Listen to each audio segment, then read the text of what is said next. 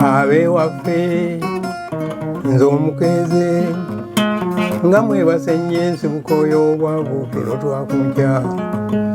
buno obukedde akyali mutulo nze nkunenya nnyo onookola otya ensinga egende kuba akawenge tuyiyayiya oli omuweebasa ofuluuta ku nkya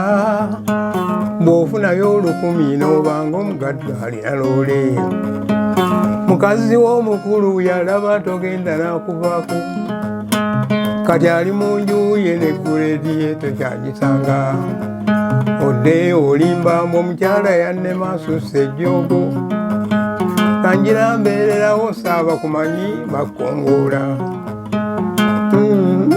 buli omu waakola ng'alaga munne eryasse kiyombekedde lye erisigadde okuyitibwanga basajja bannange mwebalenya kufuna endowooza lino ebbuba essikire eryali liganye ensi eno okuvaawo okuva lemwakkiriza abakazi nabo bapakaseeko tekyali yaswaza mpozi bbaawe nga wamuba nnyo neewuunya juuzi twali ku ttuwa eyeeyo mu byalo nga buli wentunula abakazi abamyuse be bavaayo nasooka nempakana nti oba oli awo bano basuubuzi bakyala ba mu Kampala ekibatutte kusuubula nva bambala bannange naawe n'olaba nti ensi ekyuka bw'ebeera embaga buli bw'odda n'olaba ebimyaso engoye z'ebbeeyi be bazimanya buli lwe zijja banjogeza ebigambo byensirikidde nga nti maaya nali ntamiddwayo ekyentambaala ze mwesibyanga ng'olyalunyanyuula n'aluzinga n'olaba omuyondo kati mwakyusaamu bwe kiba kikalubya okiweweeza n'ogikuba sitakiweweesi bobeera wa mulembe olaba nekadi akabyammange ngali mbufumbo kati tokyagiraba mwesiibira mu zina ezikyala mukole bannange mwetuuseeko buli kye muyoya abaami baleero balina ebibasumbuwa lutoto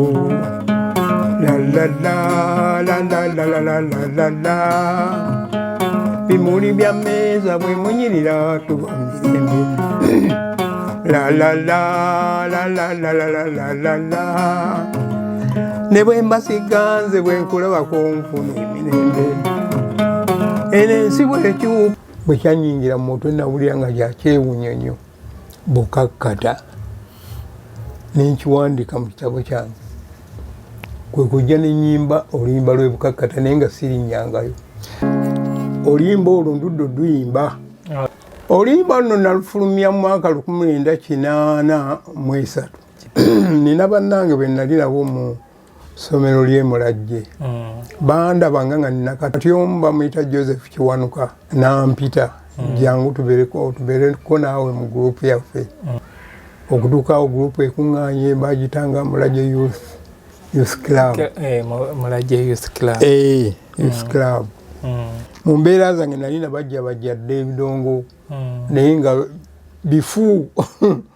nga byonooneka akanange lwe nagikwatako ne mugamba faaza nange ndagiriramu naye siyinza kantu kuwerabira kantu keyandagirira okusooka kano osooka kukwata nnamba emu n'okuba 3 ezo waya zitekubanga zifaanana amaloboozi wotegerera nti nkyamu owulidde ng'efaanana eddoboozi bw'omalayo okwata wano namba 2 n'ennasi ng'eno yetuninga eno bwe navaawo anti twakola gurupu ey'akadongo kamu eyaleeta ekirowoozo yali Pawulo Ddamulira oyo neetaba naye waaliwo ebivulu bya leediyo Uganda nga buli mwaka kibeera ekivulu eki kimu